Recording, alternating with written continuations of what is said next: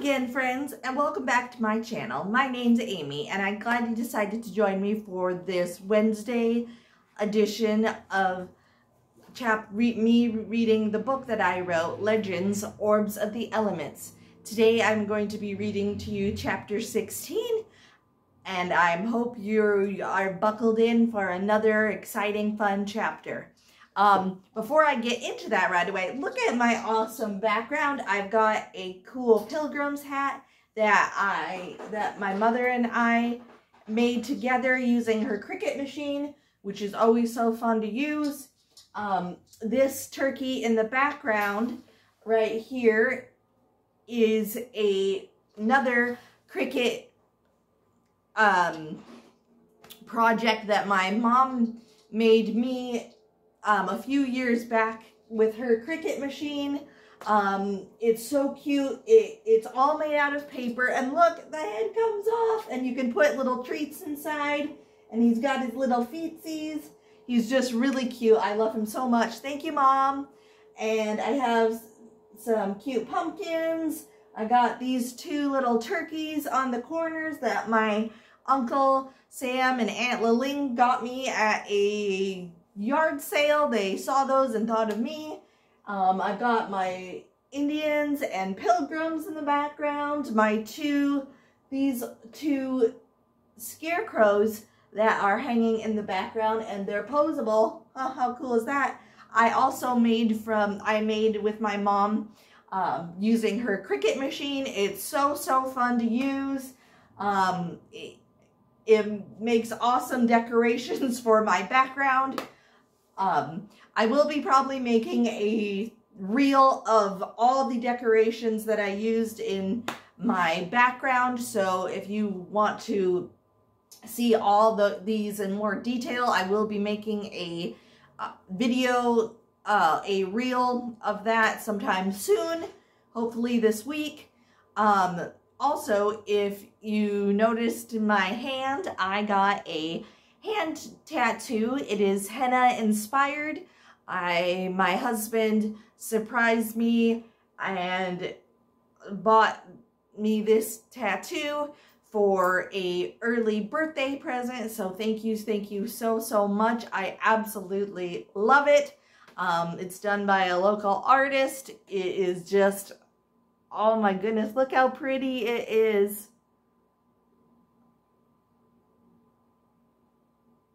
I get not everybody's into tattoos, and most of my viewers probably are into tattoos, but I'm excited about it. It's a beautiful piece of art, and I just love it. Thank you to my husband Land for buying this for me, and thank you to the artist. You know who you are. You probably won't be seeing this, but he is an amazing artist. It's always a joy getting tattooed by him. Anyway, all that aside, now let's just jump right back into this adventure. Chapter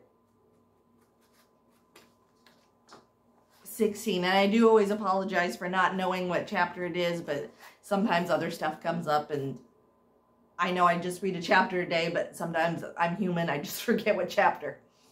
Chapter 16. The party of 8 traveled deeper into the forest.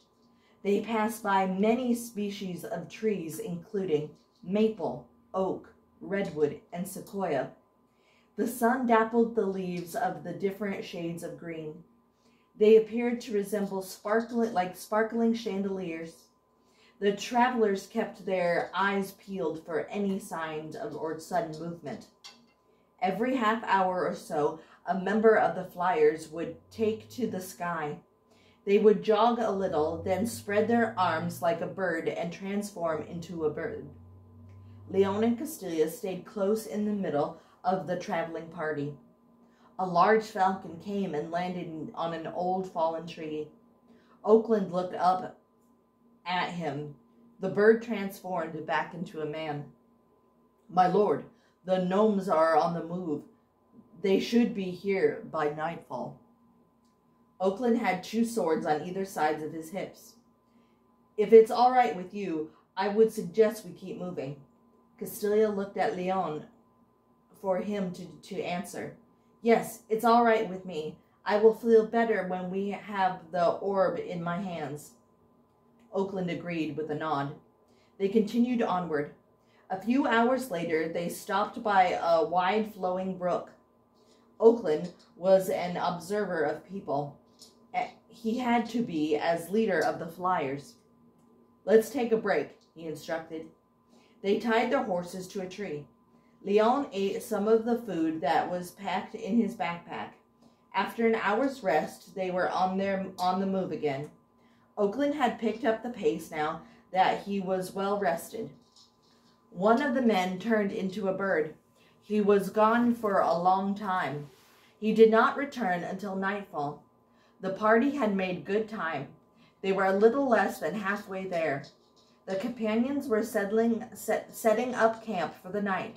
Suddenly, the raptor flew down and landed where the travelers were setting up camp. My lord, the gnomes have multiplied. Their numbers are in the thousands. They have split into two groups. One is pursuing us. The other is heading for our home. Oakland tensed up, and he was torn. Men, all of you, go back and defend our people. I will be there as soon as I can.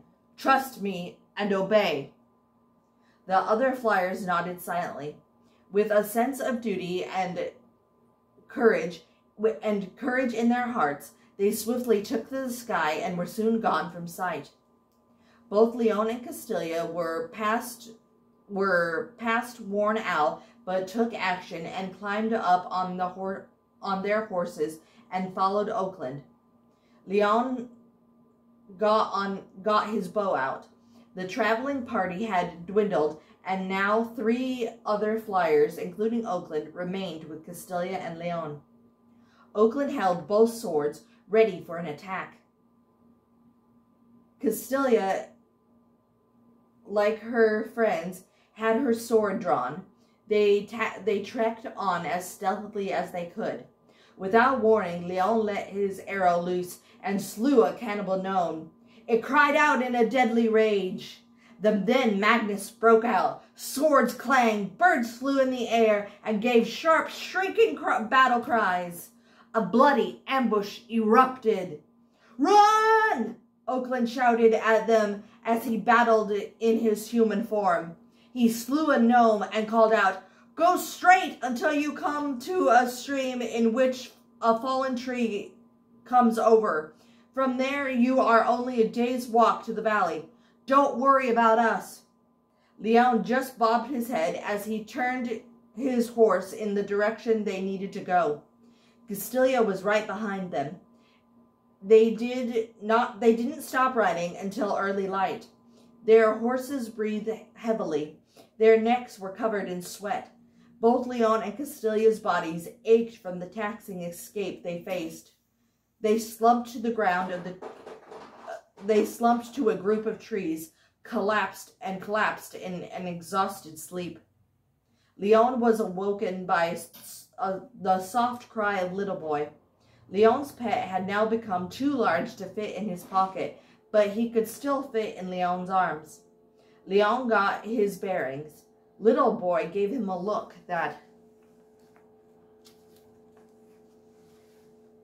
told him he was hungry. Leon slowly stretched and climbed to his feet. The rest had helped, but his muscles still were quite sore.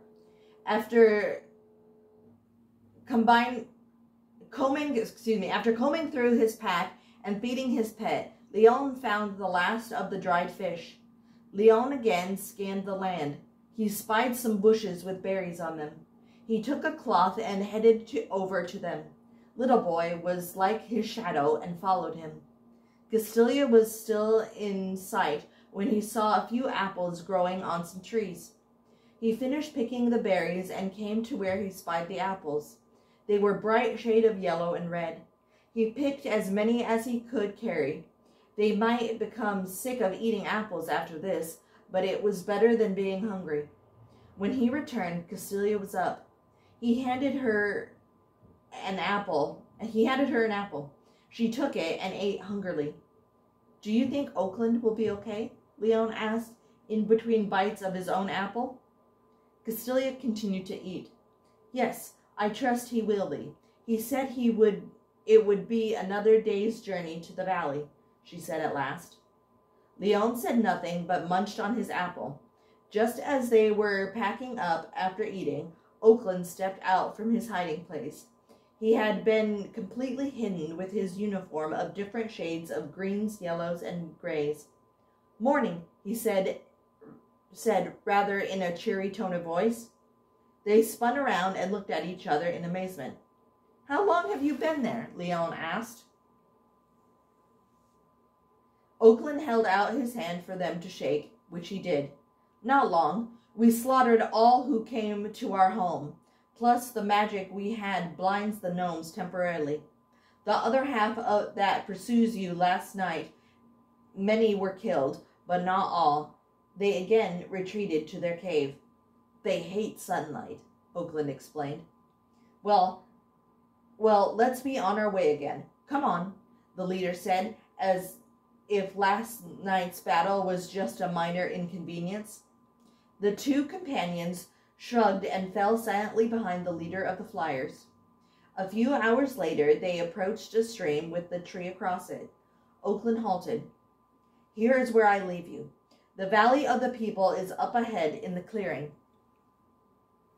He handed them each a small bird's down feather from his belt, which was elaborately adorned with outstretched bird's wings.